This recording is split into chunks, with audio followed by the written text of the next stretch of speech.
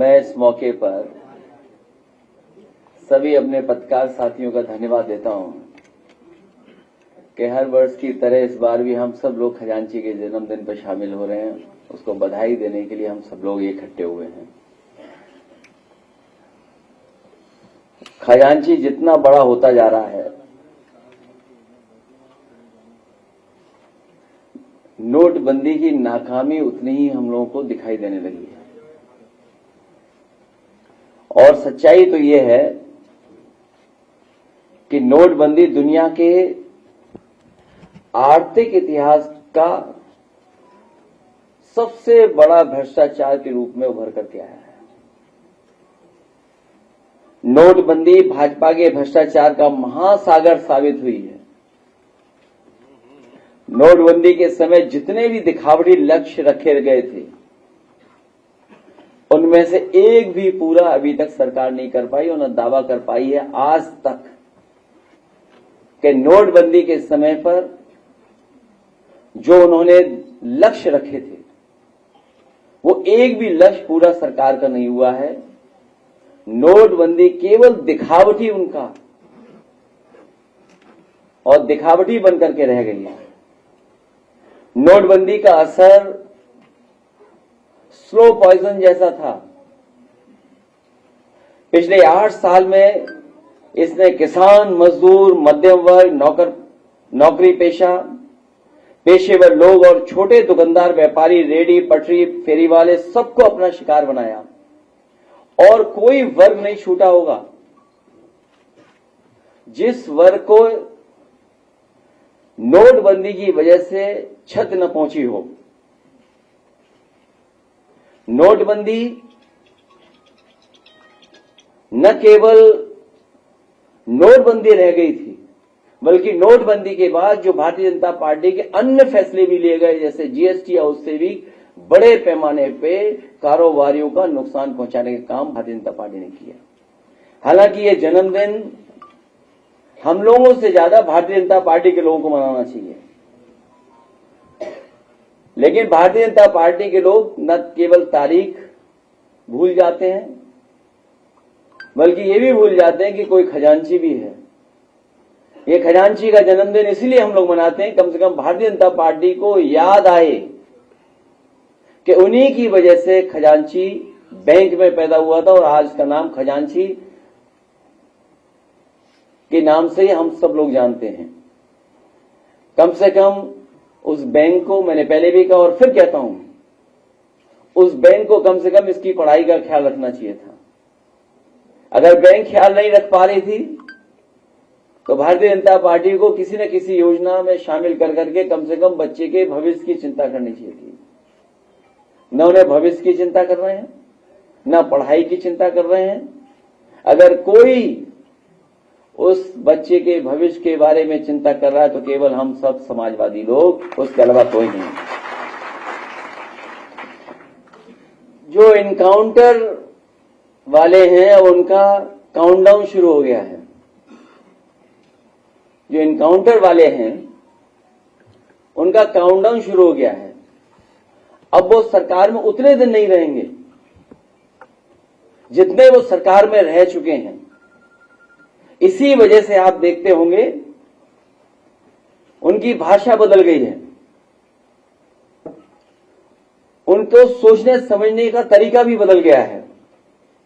और सच्चाई तो ये है कि मन की कुटिलता ही वचन की कटुता बनती है। मन की कुटिलता ही वचन की कटुता बनती है। जिन्होंने खुद के ऊपर सच्चे मुकदमे हटवाए हों और दूसरों के ऊपर झूठे मुकदमे लगवाए हों, वो जितना कम बोलेंगे उतना ही उनकी सच्चाई छुपी रहेगी। अगर कम बोलेंगे तो उनकी सच्चाई छिपी रहेगी। जिनके राज में साधु संतों तक से पक्षपात किया जा रहा हो, संत समाज के बीच झगड़े करवाए जा रहे हैं, जो अपने से बड़ा किसी और को नहीं समझते हैं, वो कैसे योगी हैं। संतों में भी झगड़ा कराने का काम अगर कोई कर रहा है तो सरकार के लोग मिलकर के करवा रहे हैं।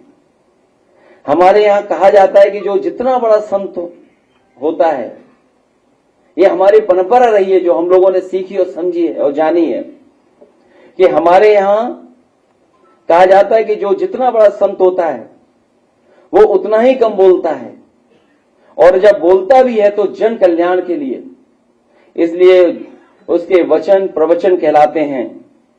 यहां तो सब उल्टा ही है, इनकी योग्यता की परीक्षा करवानी पड़ेगी, क्योंकि जिस तरह के भाषा इस्तेमाल हो रही है उससे कहीं ना कहीं लग रहा है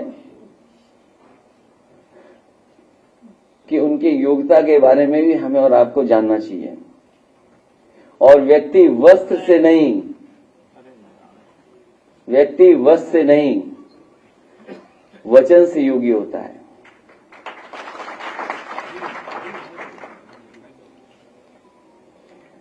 जो लोग हमेशा अमृत काल को याद दिलाते हैं, ये आजादी का नहीं बर्बादी का अमृत काल है, और नकारात्मक लोगों का भी।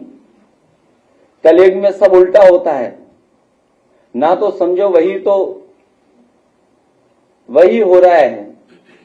जो कलयुग है उसमें उल्टा होता है और सब उल्टा कर रहे हैं लोग। हमारे यहां ये माना जाता है कि जितना बड़ा ज्ञानी होता है वो उतना ही चुप रहता है, इसलिए हमारे यहां मौनी और मुनि की परंपरा रही है। मुनि की परंपरा साधु संतों में, या मौनी की परंपरा, और कलयुग है इसलिए सब उल्टा हो रहा है। मितभाषी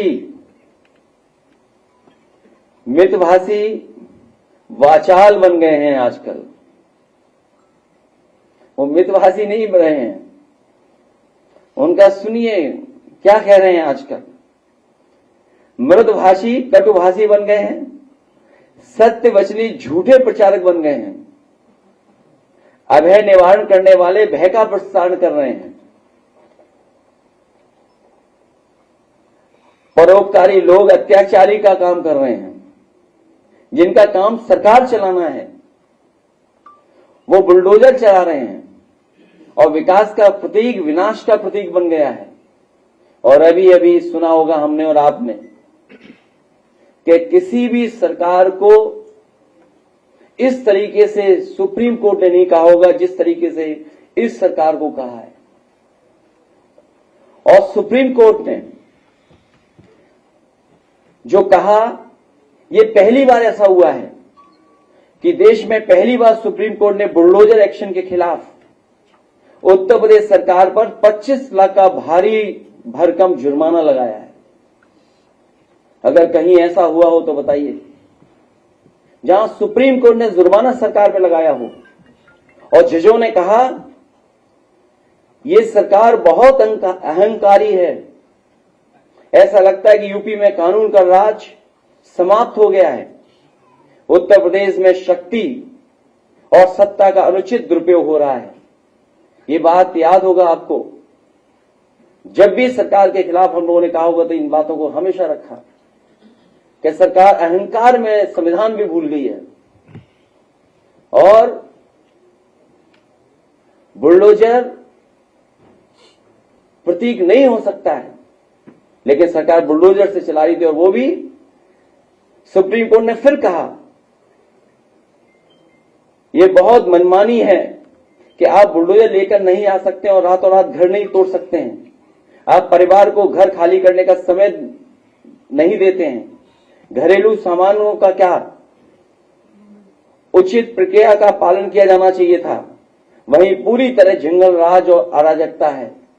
सोचिए सुप्रीम कोर्ट में यह टिप्पणी होती हो कि आप बुलडोजर लेकर के जाते हैं लेकिन घर परिवार के लोगों को अपना सामान निकालने का भी मौका नहीं देते हैं, आप जो घर की गृहस्थी है उसको भी निकालने का मौका नहीं देते हैं, समय नोटिस मिलना चाहिए, नोटिस नहीं देते हैं आप, और उसकी वजह से सरकार को ये अपमान झेलना पड़ रहा है। और ये पहली बार जुर्माना ही नहीं बल्कि कोर्ट ने यह कहा है कि ऐसे अधिकारियों के खिलाफ कार्रवाई भी हो जिन्होंने इस तरह का काम किया है, और वो भी कहां, मुख्यमंत्री जी के घर के बिल्कुल बगल में ये उस पर इस तरह का सुप्रीम कोर्ट की टिप्पणी आई है।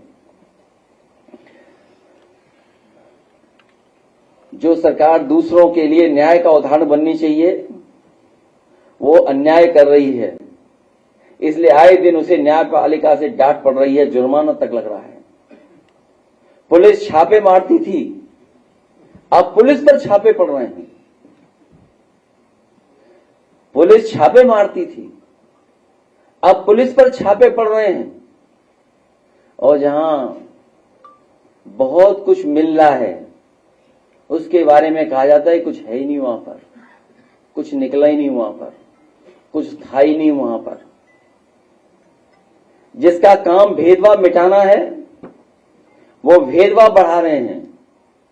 जो लोग महंगाई, बेरोजगारी, भ्रष्टाचार, महिला सुरक्षा जैसे मुद्दों पर बहुत हुई फलाने की मार, अब की बार डैश डैश, आप जानते होंगे किसकी सरकार, जैसे नारे लगाते हुए आए वो महंगाई, बेरोजगारी, भ्रष्टाचार, महिला सुरक्षा के बारे के सारे रिकॉर्ड तोड़ चुके हैं। अगर हम इनकी तुलना करें जिस समय ये सरकार में आए और सरकार के आज के आंकड़े अगर हम देखें तो हर मानक में, चाहे वो महंगाई हो, बेरोजगारी हो, भ्रष्टाचार हो और चाहे महिला सुरक्षा के सारे रिकॉर्ड तोड़े हैं। न केवल रिकॉर्ड तोड़े हैं बल्कि महिला सुरक्षा को लेकर के, उन्हें न्याय को लेकर के इतना महिलाएं या बेटियां कभी मुख्यमंत्री आवास में आत्मदाह करने नहीं आई जितनी इस सरकार में आई हैं। लोगों को न्याय नहीं मिलता, तहसीलों में जान दिए उन्होंने, अधिकारियों के सामने आत्मदाह करने की कोशिश की है। और सोचिए मुख्यमंत्री कार्यालय के बगल में कितने ऊंचे खंबे पर केवल न्याय मिल जाए, उसकी बात सुन लें, उसलिए गरीब को कहां नहीं जाना पड़ रहा है। जिन्हें संविधान के हिसाब से चलना चाहिए वो मन विधान के हिसाब से चल रहे हैं। और जो नारा कभी अंग्रेजों ने लगाया था,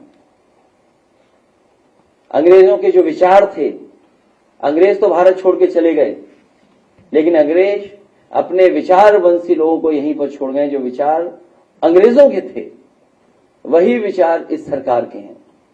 दिल्ली और लखनऊ सहयोग से चलने चाहिए, यहां तो विरोध से चल रहे हैं।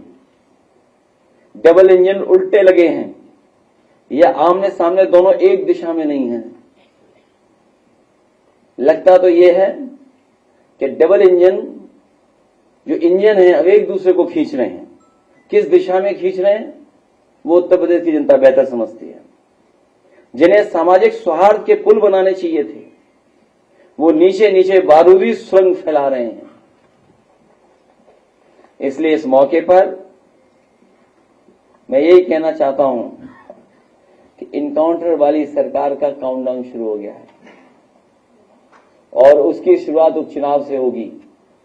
इसीलिए घबराए हुए हैं और इतने घबराए हुए हैं कि वो उन्होंने अधिकारियों को अपना पदाधिकारी मान लिया है, उन्हीं से काम ले रहे हैं।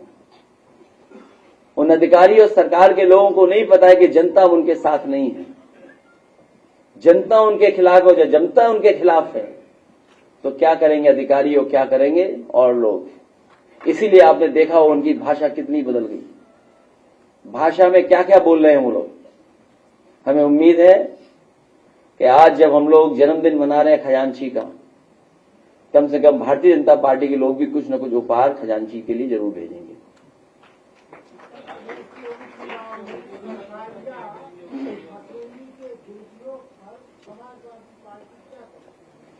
समाजवादी कार्यकर्ता, समाजवादी नेता और जनता डट करके मुकाबला करेगी।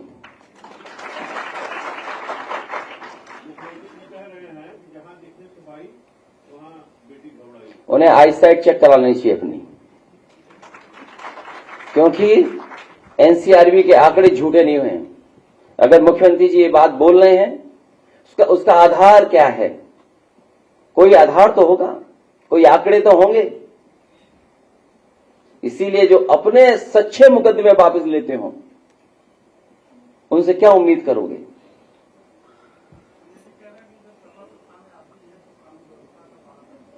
मुझे उम्मीद है कि जो 50वें पायदान से जो सबसे ऊंचे बैठ गए हैं जो 48 पायदान पे अधिकारी हैं उनसे जाकर के चर्चा कर लो इस बारे में।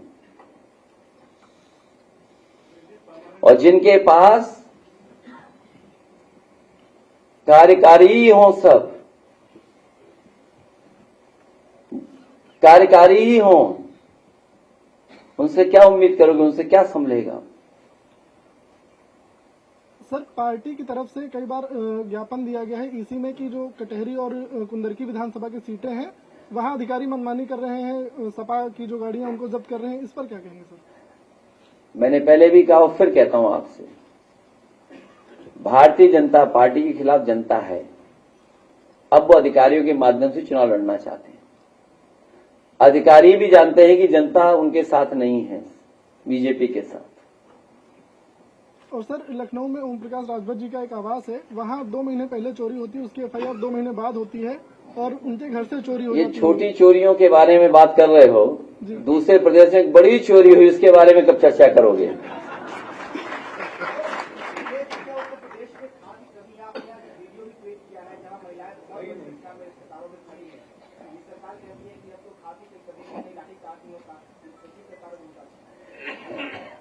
कम से कम सरकार को झूठ नहीं बोलना चाहिए। पूरे प्रदेश में किसान इसी तरह कतार में खड़ा हुआ है, इंतजार कर रहा है तब कब उसे डीएपी खाद मिलेगी। और ये आज से नहीं चल रहा है, जब से किसान को नई फसल तैयारी के लिए तैयारी करनी थी तब से किसान लाइन में लगा हुआ है। उत्तर प्रदेश में आज हम जब यहां मौके पर बातचीत कर रहे हैं, कोई ऐसी जगह उत्तर प्रदेश में नहीं होगी जहां पर लाइन न लगी हो या रात भर किसान न बैठा रहा हो। ये सरकार अपनी नाकामी छिपाना चाहती है, नकारात्मक है, नेगेटिविटी है इसके अंदर। नेगेटिव लोग हैं जो सच भी स्वीकार नहीं कर रहे हैं, सामने जो हो रहा है वो भी नहीं स्वीकार कर रहे हैं। सोचिए कहां पर खाद मिल रही है। और दुख तो तब है आपके लाइव चैनल भी वहां नहीं पहुंच पा रहे हैं। कम से कम आप थोड़ा बहुत इधर उधर सोच सकते हो, लेकिन आपका कैमरा कभी झूठ नहीं बोलेगा। केवल लाइव कैमरा कर दो, आपको सब उत्तर प्रदेश की लाइनें दिखाई दे जाएंगी कि खाद की लाइनें कितनी लंबी लगी हुई हैं। आप कुछ मत बोलना, केवल अपना कैमरा लाइव कर देना। पूरा देश प्रदेश और जो लोग ये कह रहे हैं कि खाद की कहीं किल्लत नहीं है, वो जान जाएंगे। उन्हें किसान से कोई उनको प्रेम नहीं किसान से। ये लोग तो केवल पहले बोरी में चोरी कर रहे थे, पूरी बोरी चोरी कर ली। कहीं नकली खाद पकड़ी जा रही है, और जो नकली खाद पकड़ी भी जा रही है, जो खाद माफिया है, वो सब बीजेपी के लोग हैं।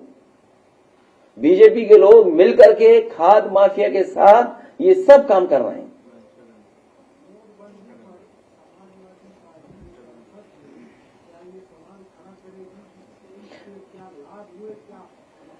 अगर आप कहीं उम्र कम करा दो तो खजांची को मैं सदन ले जाऊं,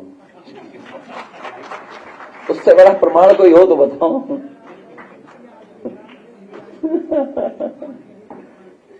अगर उम्र कम हो जाए तो मैं उसको ले जा सकता हूं। क्यों उम्मीद कर रहे हैं उनसे नौकरी देंगे? इससे पहले भी कई नौकरियों के पेपर लीक हुए। जो बच्चे चाहते हैं वो नहीं सुन रही सरकार अपनी मनमर्जी करना चाहती है। ये नौकरी नहीं देना चाहते हैं, इनकी नौकरी एजेंडा नहीं है इनकी सरकार में।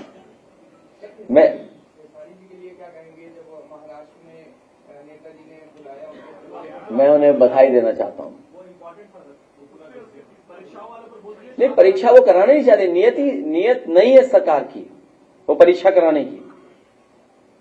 और केवल एक भर्ती नहीं, पूरी भर्ती इसी तरह निकाली इन्होंने।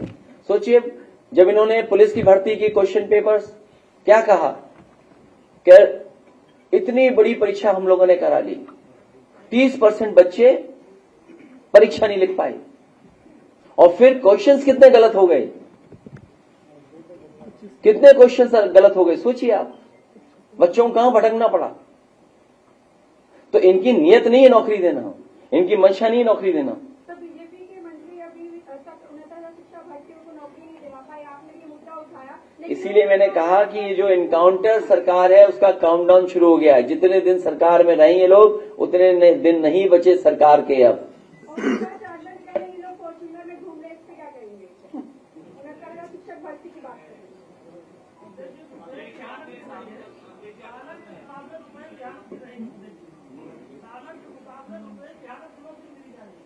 हमारे पत्रकार मित्र राजेश जी नाम है तो सुरेश जी, बाजार में देखो वैल्यू ऑफ मनी क्या बची है।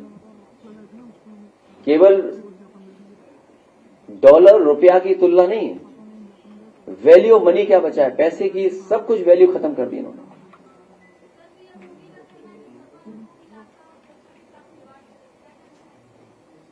उनसे कही कि बारूद बिछाना छोड़ दें। और आप हमसे जुड़े रहने के लिए सब्सक्राइब करें YouTube पर, फॉलो करें Twitter पर और लाइक करें Facebook पर। और ज्यादा जानकारी के लिए आपको टाइप करना होगा सिर्फ न्यूज नशा।